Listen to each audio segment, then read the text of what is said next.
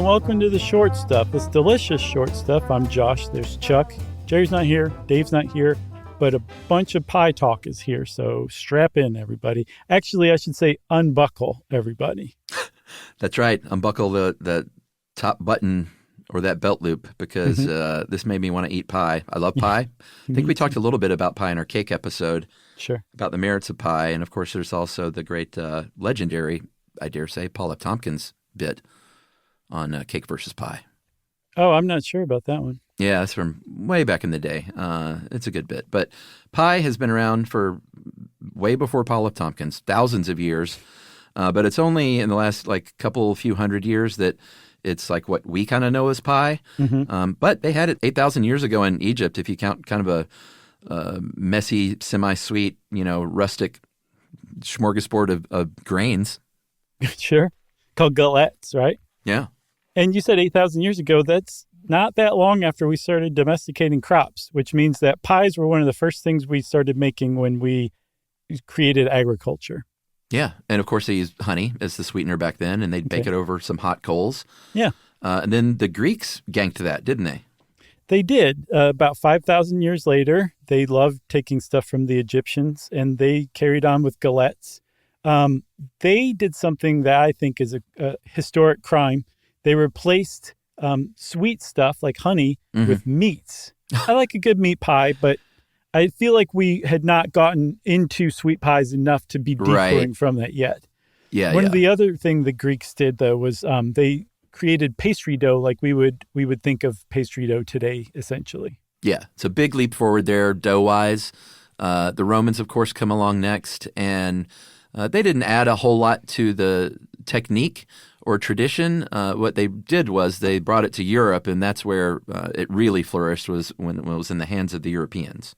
Yeah, not just Europe, but if you look back at dishes from around the world, you're like, oh, that's pie. That's pie. That's pie. There's something called sambusa in Ethiopia, which is a ham pie. Yeah. There's obviously empanadas from Spain and then in Latin America. Spanakopita in Greece. I've not heard of the Zwiebelkuchen, but I would love to try it. It's a savory and sweet pie from Germany. Schweibelkuchen? Yes. Yeah. And then there's tourtière from Quebec, which also sounds pretty great. That's a savory meat pie. Like I say, I like meat pies. Got no problem with meat pies. Yeah. I think that we need both, I guess. Yeah, agreed. When I hear the word pie, I immediately think of a sweet dessert pie. But I love a Jamaican hand pie or I say empanada. I guess it is empanada, isn't it? Yeah, empanada. I couldn't find the end with the tilde on the insert thing on Word. Yeah, so I got you. And one other thing, Chuck, do you remember when we were in the UK on tour and I got hooked on pork pies? Oh, yeah. Oh, my God. Those are so good. And I got hooked on pork pie hats. Yeah, I know you did. It was great. I tried to eat that one. Right off my head. The English, speaking of the English, that's where things really got interesting because they were like, man, throw some fish in that thing. Throw any kind of meat in you want. We'll spell it P-Y-E, and we'll also bake those bones in there as little handles. Not just the bones, the legs of a game bird, like a pheasant, would be sticking out and hanging over the side of the pie. Yeah, just grab it by the leg. Yeah, grab that pheasant like a rabbit. I guess that's no different than just eating a chicken leg. It's a little different. I'm talking about the feet here is what I understand. Oh, okay. Well, the whole leg down to the toenails is what they left on. Toenails? Uh-huh. You ever seen a chicken toenail? I haven't looked that closely. I've just always assumed they were there. They also called them coffins, 2 F's and a Y. Again, they love those Y's instead of I's. And, of course, that means box. Yeah, because that's what they were making. There was sturdy walls, a sturdy bottom, a crust over the top. And these were actually what the Greeks were basically making pies for, too. The point of the pie was to seal in the juices of the savory mixture of meats and stuff, right? Yeah. It was a way to bake a bunch of stuff together and then serve it as one thing onto a table. That was the point of pies. They didn't care about pastries in medieval England. The actual crust was considered inedible by the rich, but the lower classes would eat the pie crust when they had to. So they also made pies without tops whatsoever. Those are tarts. That's what they still call them today. Those, I think, were more pastry edible forward. Yeah, I think you're right. If you're talking about recipes, they started appearing in Europe in cookbooks like way back in the 1300s. I think there was a German cookbook you dug up from 1553. I didn't actually look in the cookbook itself. I just saw a reference to it. Oh, sure. Yeah. Sorry. That's okay. But they were like, hey, you know what you do? You put a little hole in the middle of that pie and the lid, and you blow in it and puff that thing up and then seal it. And that thing looks great on a table. Yeah. But you will notice from that recipe, that means there's nothing inside. They were just baking the pie, an empty pie, essentially, is what they were making. And you would say, well, that's madness. What's the point of that? There's actually a trend in England, I think from the 15th to maybe the 18th centuries, where you would present, like at a royal dinner or something like that, an enormous pie that was filled with live things. So you would bake the pie pastry and then put the live things in it before you served it. And so that's where, you know, that rhyme, Sing a Song of Sixpence, where they talk about 24 blackbirds baked into a pie. Isn't that a pretty dish to serve before the king or whatever? Yeah. That's what they're talking about, is this trend in Europe, in royal courts of Europe, where you would serve like a pie to the king and they would cut it open and all these beautiful birds would fly out, or a string ensemble would stand up and start playing. Yeah. Like if you think you got to have a big pie to put a couple of dozen blackbirds in there, you weren't kidding about the string ensemble. Like they would have a pie big enough. What I don't understand is are they not killing these people and birds? No, by they baking bake them? the pie pastry first and then put the people in before they served it. That's why How does that work? That's what you would take the pie, put it together, put the top on, put a hole in it, blow in it, close it up. Yeah, but how did the people get in there? Oh, I'm sure there was like a little door cut into the side or something like that, but they were not anywhere near the pie while it was in the oven. Oh, the pie hatch. I wasn't thinking. The pie hatch, the pie hole. Yeah, the pie hole. Remember that show? What was it called? Pushing Up Daisies. I never saw that. The main protagonist, had a pie shop called the Pie Hole. Oh, that I've told you about it before. It's such a charming show, Chuck. You got to see it. All right. Yeah, Okay. You got a long list for me though. So move that one toward the top. It's just a very sweet, neat, cute little show. All right. Well, speaking of cute, we'll take a break and we'll come back and we'll talk about a few specific all-time great pies right after this.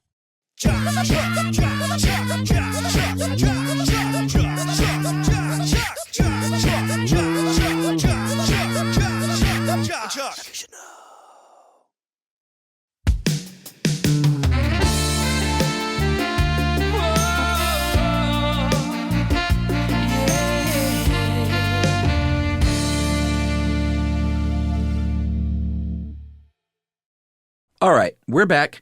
We're going to mention 1, 2, 3, 4, 5 all-time great pies. It is, for us in real time, it's the week before Thanksgiving, a couple of weeks before Thanksgiving. Hubba, hubba. So we got to talk about pumpkin pie, which was brought to the New World by the colonists on the Mayflower. But it's interesting because when they got here, Native Americans were like, hey, look at these things we got. They're called pumpkins. And one day they will invent spices to put with these that taste nothing like pumpkins, but you will totally associate that with pumpkin. Right. And so like the first pumpkin pies were actually not pies at all. They used the pumpkin themselves as basically the pie crust, put in honey and spices and stuff like that and baked it over hot coals. Then they ate that. But the thing is, you still think of like, okay, well, eventually like it got figured out in the United States or the English colonies, right? No, that's not the case. Pumpkin pie actually got exported with the pumpkins in a couple of decades over to France. The first recipe that even mentions a pumpkin pie, called the Pompillon pie, was published in a French cookbook by a French chef in 1651. And it wouldn't be another few decades, actually another century or so, before it showed up in a recipe in an American cookbook. That's right. In 1796, it was in the very first American cookbook, in fact, from Amelia Simmons, called American Cookery by an American Orphan. Mm-hmm. And yeah, that pumpkin pie was in there. The kind of like the one we know it. It was kind of a pumpkin pudding, but that's not super unlike pumpkin pie. No, because you baked it in a pie shell. So if you ask me, that's pumpkin pie. Agreed. So pumpkin pie seems pretty American. That's why the French thing was so puzzling. But apple pie, 100% American. Like, don't even come at me with anything else. Take it, Chuck. Well, buddy, apples don't come from America. They're native to Asia, so they were brought over to the New World by the colonists. And I think we all know that the perfect apple pie is that Dutch apple pie, and they were the OGs. A couple of hundred years prior to those apples coming over from Asia, the Dutch had sort of mastered that apple pie. Man, I always assumed it was the 1970s when the Dutch finally made Dutch apple pie. No. Okay, all right. So the Dutch had figured out apple pie centuries before it came to America. So how does the apple pie get associated with America? There's a saying over here, everybody, if you're not familiar, as American as apple pie. And apparently, that was first used in print in 1928 to describe First Lady Lou Hoover, Herbert Hoover's, wife, his gal. They said that she's as American as apple pie. Okay, that's one way it got associated with it. Another one is that apple pie is as American as moms and baseball. Where did that come from, Chuck? Where did that come from? Apparently, World War II, there was a catchphrase for the GIs there when they're like, why are you going off to fight this war? And they would say, well, sir, for mom and apple pie, of course. And they say, get out there, boy. That's right. And win it for us. And if you think that helmet's going to protect you, you got another thing coming. Jeez. What else? That was kind of dark. It got dark going from apple pie to that, but yeah, sure. We could talk cherry pie briefly. Cherry pie is not my favorite pie, but I'll opt for pumpkin or apple or certainly key lime, which we'll get to before cherry pie. But I'll eat a piece of cherry pie with some ice cream if you got it for me. Yeah, as long as it's not sour. Like a good cherry pie in the vein of a good apple pie, I think is excellent stuff. Yeah, and House of Pies in Los Feliz in Los Angeles, the neighborhood where I lived, had all kinds of great pies. But like I want like a warm cherry pie. I don't want like the cold one where that jelly has sort of, I don't like it cold.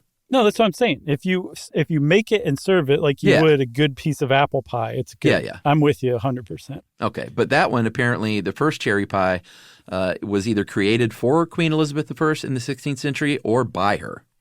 Yeah, it's one of the oldest pies that is still around today, apparently. Yeah, what's next?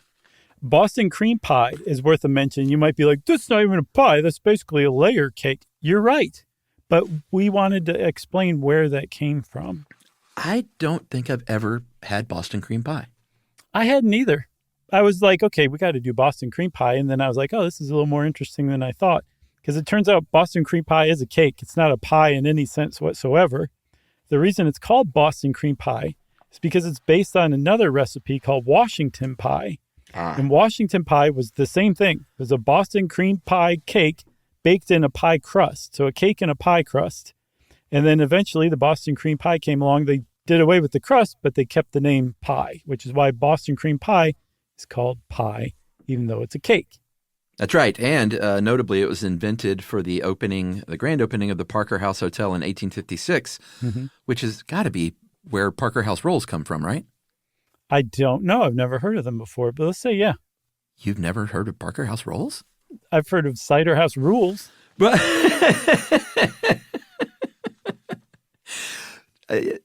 Parker House rolls are one of the best things in the world. You know them if you've seen them. Okay. And then like a lot of it's become trendy in recent years that like a nice restaurant will serve you Parker House rolls in like a little baked in a 4-pack for the table. It sounds like King's Hawaiian kind of. Well, they kind of are. They kind of look like that. King's Hawaiian, I think, is the Hawaiian sweet version of a Parker House roll. I've probably had those then, yeah. Yeah, big, beautiful, flaky, like buttery with a little sea salt on top. Man, it's the best thing ever. Very nice. Yeah. I've actually stayed in the Parker House. It's now an Omni Hotel. And they didn't throw a roll at your face when you walked in? Not that I saw, no. Yeah. Actually, one of the only times I was ever worried about getting Legionnaire's disease was when I stayed there. And then let's move on to key lime pie, because this is the pride of Florida. If you've never had a slice of key lime pie, you're cheating yourself, essentially. Just get your hands on one. It's one of my top 2 pies for me. Agreed. Along with crumbly apple, probably. I like that too. The Dutch apple crumble what style? That one? Yeah. Pecan pie. Yeah, those are my top 3. Pecan pie, Dutch apple, and key lime. Okay. So key lime, one of the great things about it is, I mean, I don't want to say like if you walk into a 7-Eleven and buy a slice of key lime pie there, it's going to be as good as one that you get in the Florida Keys. Mm-hmm. But they're so similar to one another, and there's a specific way to make it that it's not that far off. You're still kind of treating yourself. So go out and get some key lime pie. You don't have to be a purist. But if you are a purist and you want to know where it comes from, supposedly the local lore is that a woman only known as Aunt Sally made them in the late 19th century down in Key West at the Curry House, which was the estate of Florida's first millionaire, William Curry. So, he was important and a really good guy. But she came up with this as a recipe that she adapted from local Key West fishermen that they had come up with it themselves. Yeah, that's one story. Another is that they came later than that. And I think they were supposedly adapted from a recipe from New York for magic lemon cream pies that the Borden Condensed Milk Company put out in the 1930s. But some people say, no, it was actually the opposite. They got that magic lemon cream pie from the key lime pie and kind of stole it, even though hats off to your Borden Condensed Milk, because that stuff is the best. Yeah, again, I want to shout out the Ube condensed milk. It's not Borden. I don't remember who makes it, but oh my God, it's seriously, you'll never taste anything that has a better taste than that. I'm going to move on to that for my my family. My grandmother made, she called it lemon icebox pie. Oh yeah, those are great. Yeah, it's sort of the same thing as a key lime pie, but just with lemon in that it doesn't have meringue. Like, why would you want to ruin a lemon pie by putting meringue on it? I don't know. I can go either way with that. Nah, not mine. I'd rather replace it with Ready Whip, though. Oh, well, now you're talking. Okay. Everybody, I think it's pretty obvious that we are going to immediately go start eating pie after recording this. We hope you go enjoy some pie, too. And Short Stuff is out. Stuff You Should Know is a production of iHeartRadio. For more podcasts from iHeartRadio, visit the iHeartRadio app, Apple Podcasts, or wherever you listen to your favorite shows.